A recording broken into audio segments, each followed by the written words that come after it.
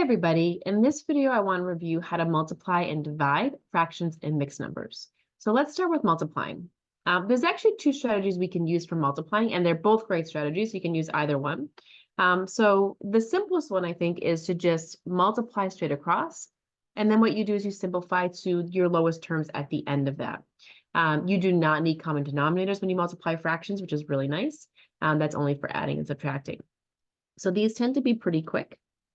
So for instance, if I have something like 3/4 times 5/6, what I can do is I just multiply straight across. So you would do 3 times 5 up top and 4 times 6 in the bottom. I have 15/24. And then you want to use whatever simplifying technique that you want. So look at what's in common to both pieces here. I'm noticing that both of these can be divided by 3. And when I do that, I would have a 5 on top, and let's see, an 8 on bottom. And that's it, right? Nothing else that I can simplify there. So I am done. Let's do another one. 2/3 times 1/4. Again, I can just go straight across here. And of course, you can do a lot of this in your head. I'm writing it out just for our notes, but on the top, I do 2 times 1 is 2. On the bottom, 3 times 4 is 12. And then you'd give it a look. Is there anything that you could divide out for both pieces? Think about common factors there. And I can divide these both by 2. So I have 1/6.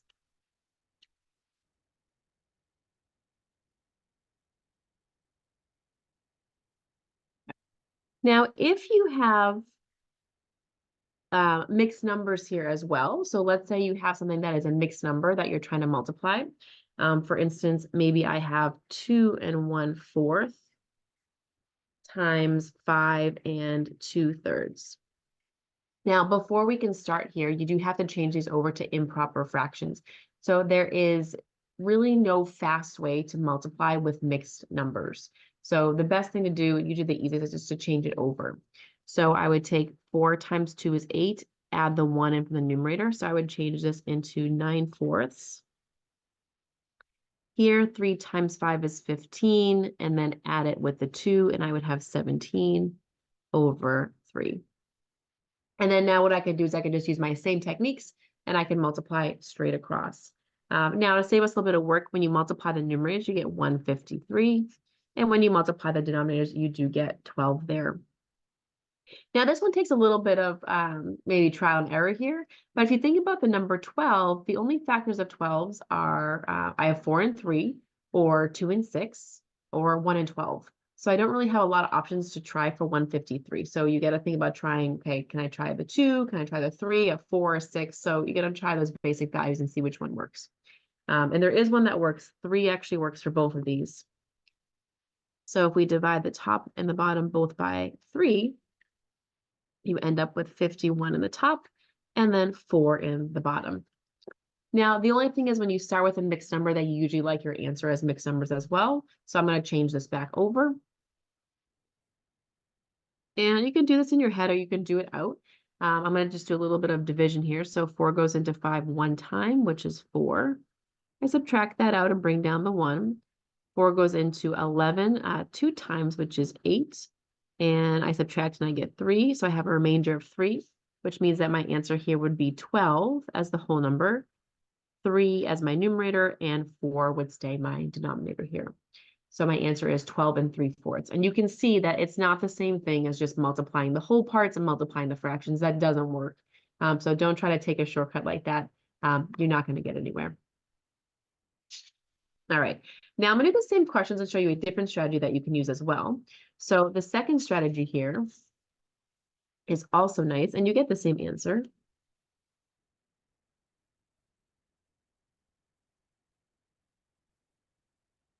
And what you're going to do is you're going to cross cancel, or sort of cross simplify first, then multiply straight across. So it's the same two steps, it's just sort of backwards in how you do it. So let me show you what this looks like. So I want to do the same three examples, 3/4 times 5/6. So what you do before you multiply straight across, you're actually going to look to see if there are any factors that you can cancel first.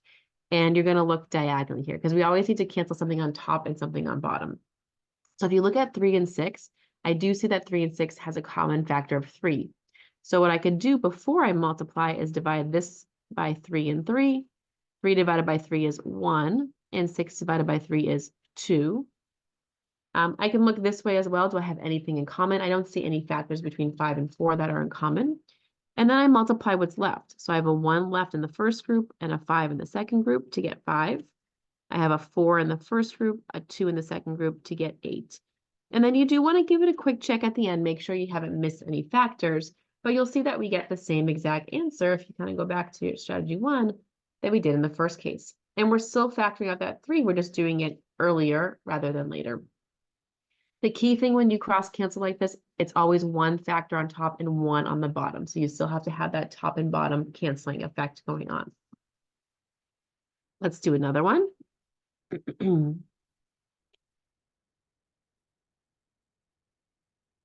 So again, I'm going to see if there's anything in common first.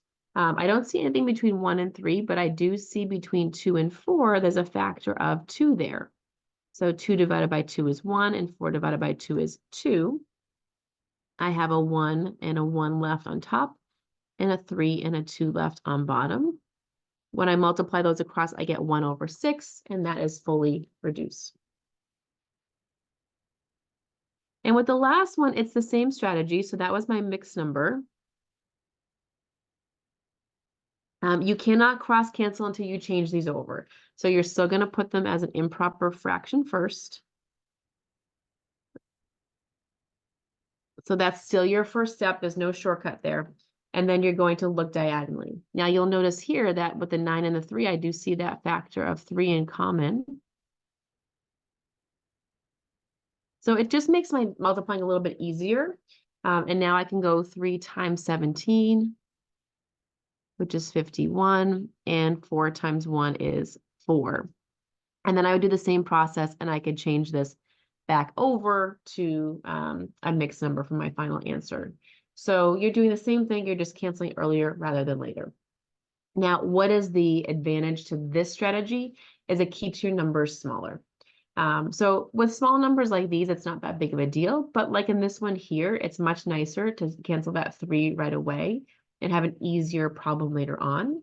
Whereas with our original strategy, it's that 153 is pretty large to try to think about potential factors for simplifying at the end. So that's a pro to this as well. This strategy also gets used when we do work like this, but with polynomials, so things that have lots of x's in it as well. They do come into play there too.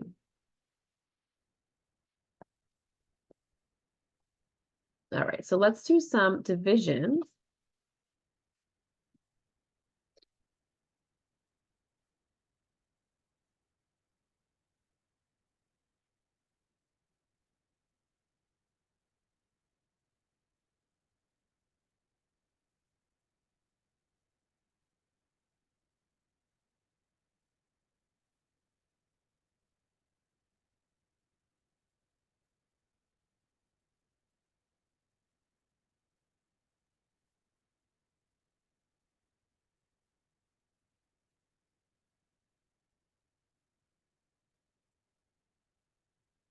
All right, so for dividing fractions, we're going to do the following.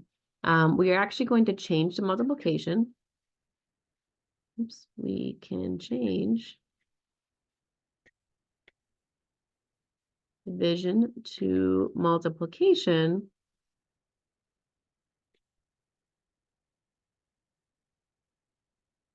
as follows. So let's say I had A over B divided by C over D. What we do is we keep the first fraction the same. We're going to change the division sign to multiplication. And then what we do is we flip. This is also called taking the reciprocal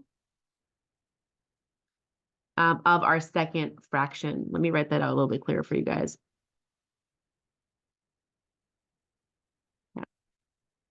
So that's going to become D over C. And then what you do, you multiply as usual now.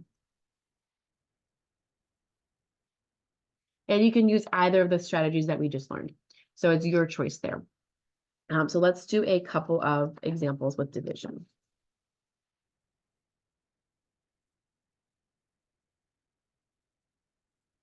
Four over 15 divided by 1 over 3. So I keep the 4 over the 15. I change to multiplication, and then the second fraction is the one that's going to take the reciprocal of or to flip it. And you get 3 over 1. And then now you're going to use your multiplying techniques. So at this point, you can either multiply straight across and then simplify at the end, or if you like that cross-canceling idea, you could do that now and then simplify. Really important to know that you cannot cross-cancel back here in division. So the only time that you can do this canceling idea diagonally is multiplication. That is it. So you have to change to multiplication first before you do that. Now, if you do like that, you would notice that, these pieces can both get divided by 3. And what I have left over is a 4 times 1 up top, a 5 times 1 down bottom, and I have 4 over 5 as my final answer there. Let me do another one. How about 2 over 5 divided by 4 over 3. So I keep the 2 over 5 the same. I change the multiplication, and I always flip that second fraction. So that becomes 3 over 4. This one I'll multiply straight across. We'll mix it up. So I do 2 times 3 is 6. 5 times 4 is 20. And then at the end now, you would just see, okay, is there anything in common? I do see at least a 2 there in common. So let me start with that. That leaves me with 3 over 10, and I don't see anything else in common. So that would be my final answer.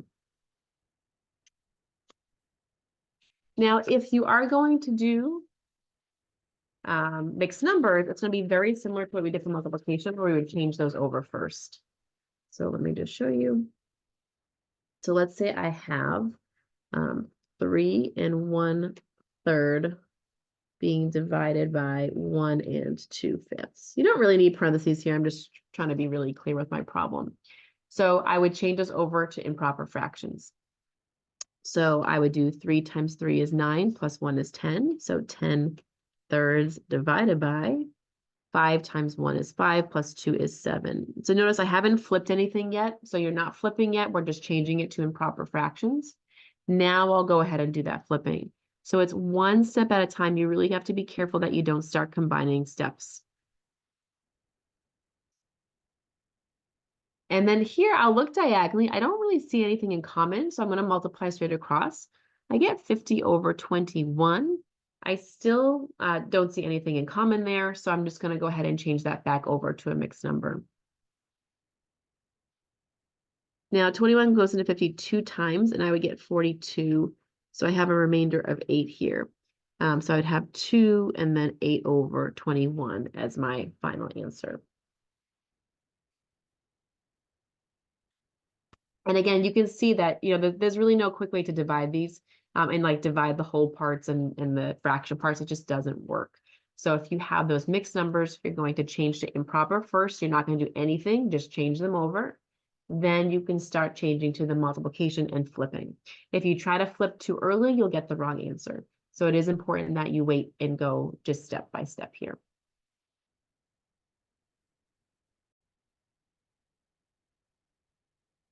All right, we'll do one more example here.